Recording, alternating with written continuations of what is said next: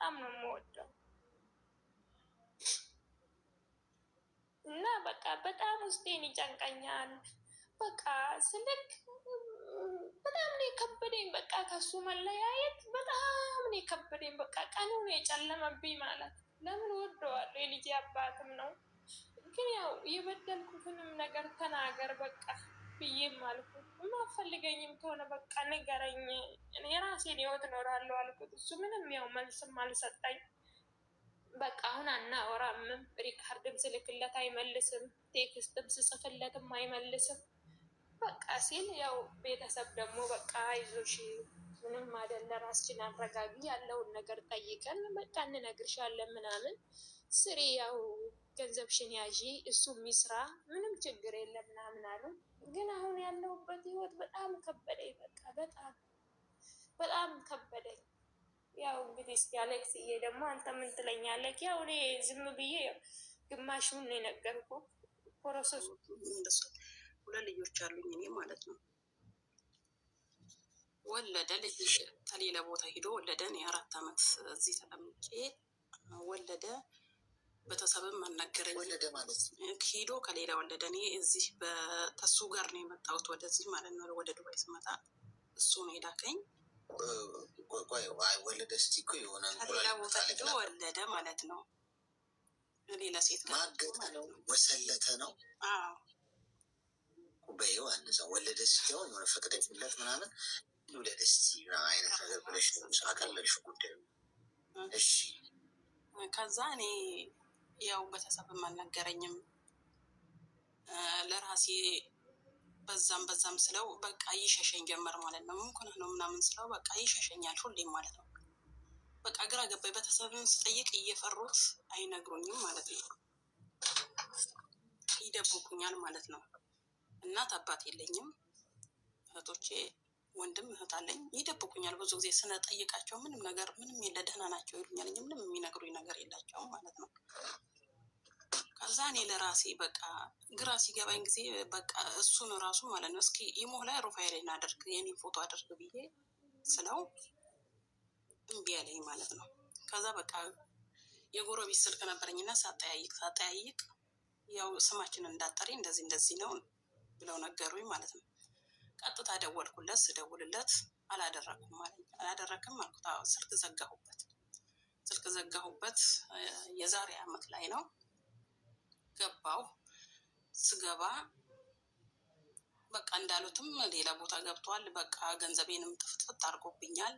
ልጆችም አንዷ እህቴ ጋር ነች፣ አንዱ ወንዱ ልጅ ደግሞ እህቱ ጋር አስቀምጧቸዋል። ገባው። ከዛ ከስሸው መጣው ማለት ነው። እኔ ማለት ነው ከስሸው ለፍቼው ወኪል አድርጌ እኔ ወደዚህ በፈቃድ ነበርና ወደዚህ ተመለስኩኝ ማለት ነው። ከእነሱ ቤት ደግሞ ያመጣኋት ልጅ ነበረች፣ የእሱ ማለት ነው የወንድሙ ሚስት ነች። እኔ እዚህኛ ቤት አንጥቻታለሁኝ እናቷ ቤት ማለት ነው። ከዛ እሷ እኔን በቃ ጥምድ አድርጋ ያዘችኝ።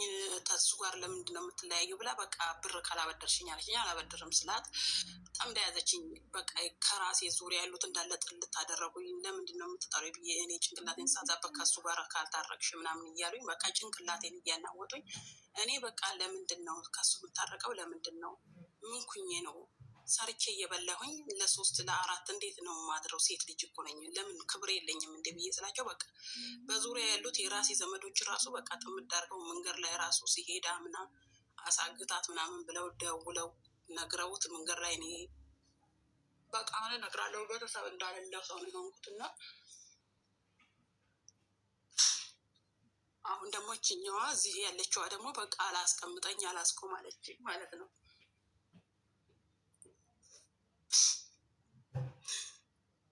እና እንዴት ልጆችን ራሱ እንደዚህ ነው ወንዱ ልጅ እያናደዱት እያስቀየሙት ማለት ነው። ከኔ እንዲርቅ እያደረጉት ማለት ነው።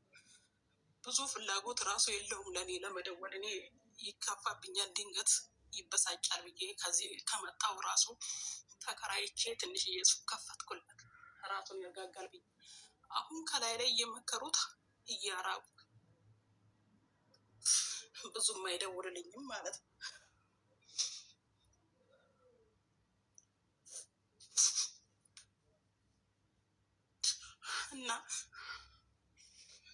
እና ከቤተሰቦችም ስልክ እንዳልዘጋ ልጆች የስራቸው ናቸው። እንዴት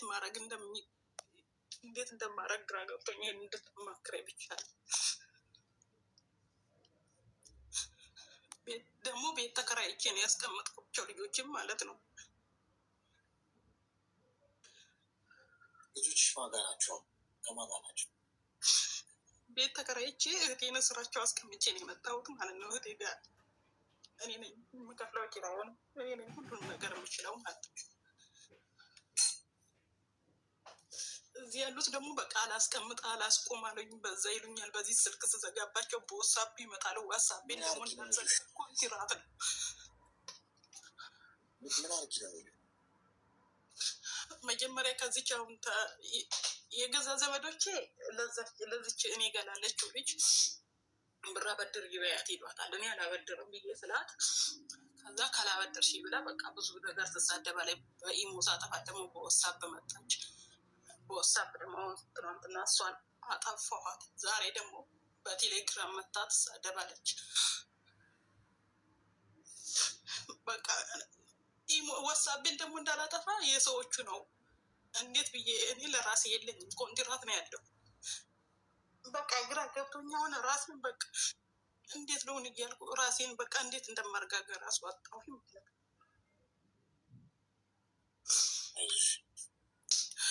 ብሎክ አላረግሻቸው? ሁሉንም ብሎክ አድርጌ ዋትሳፕ ብቻ ነው። ዋትሳፕ ቁጥሬን ስለሚያውቁ ብሎክ ሳደርጋቸው በሌላ ቁጥር ይገባሉ ማለት ነው። ምንድነው ብር አበድሪ ነው? ከዚህ ውጭ ሌላ ጉዳይ የላቸው? ምንም ጉዳይ የላቸውም። አልሰጥም ላልኳቸው ነው። በዛ ይሳደባሉ። በዛ አንቺ ለመዝለል ፈልገሽ ነው እንጂ ለምንድን ነው ብር ሼታ ላይ ይሉኛል። እኔ ደግሞ 5 ወሬ ነው። 5 ወር ደግሞ አሁን አልተቀበልኩም። ለልጄ እንደመጣሁኝ የ6 ወር የ7 ወር ላኩና እሱ ከፈትኩለት ማለት ነው። ከዛ ወዲህ ደግሞ አልሰጡኝም ነበር። አሁን በቅርብ የሰጡኝ የ5 ወር 6 ወር ማለት ነው። ያስቀመጡልኝ ነው የሚሰጡኝ። ባለፈው እነሱ ጋር ነው የቆየሁት። 6ኛ ዓመቴ ነው አሁን እዚህ ቤት ማለት ነው። ከዛ ባለፈው ስላበላሸብሽ አንሰጥሽም ቶሎ ቶሎ እያሉ ያስቀምጡልኛል። እነሱ ጋር ነው። ቶሎ አልቀበላቸው ማለት ነው። ታልሰጠሽን አለችኝ። እኔ አልሰጥም ገንዘብ ለሰው አልሰጥም እና አልጣለም ከሰው ጋር አልኳት። ከዛ በዛ ብዙ ጊዜ ትሳደባለች። እንደገና እሷ ለሌላ ሰው እየላከኝ ነው ብር ማትልከው ምናምን እያለች ለቤተሰቦቼ እየተናገረች፣ ቤተሰቦቼ ደግሞ ከዛ ከፊቱ በላይ አንደኛውን ጥምድ አድርገው ያዙ። ልጅየውም እየተቀየመኝ ሄደ ማለት ነው። እኔ ብር እግዚአብሔርን አንድ ብር ለሰው ሰጥቼ ባላቅም ከኔ የሚፈልገኝም ሰው የለኝም።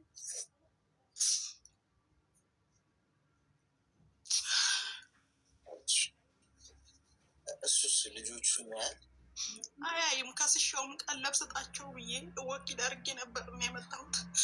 አልሰጣቸውም ብሎ እኔ ራሴ ነኝ እህልም ሸምቼ ቤት ኪራይ ሁሉን ነገር አድርጌ እኔ ነኝ ይዛቸው ማለት ነው። በቃ ከልጅ የራርቁኝ ብር ማትልቀው እሷ ለሌላ ወንድ እየላከች ነው ምናምን እያሉ ልጅየውን ጭንቅላቱን ይበርዙታል ማለት ነው። እሱ ደግሞ በቃ እየራቀኝ ሄደ። ለምንድን ነው የማትደውልልኝ? ለፋሲካ ምድር እንኳን ለምንድን ነው የማትደውልልኝ ስለው ዝም ብዬ ነው ይለኛል። ለመናገርም እየፈራኝ ገና 16 ዓመቱ ነው ማለት ነው።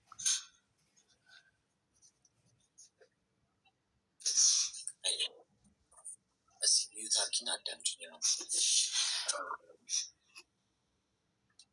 አንደኛ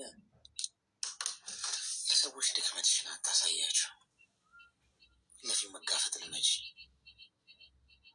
አንቺ ወንጀል አልሰራሽ። እንደዚህ የምታለቅሽለትም ጉዳይ አይደለም ይሄ።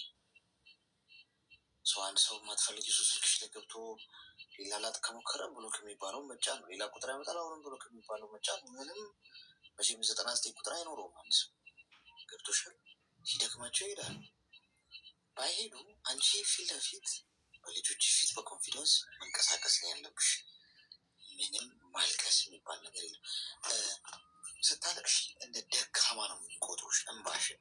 እርግጥ ሰው የእንባ ድክመት አለ።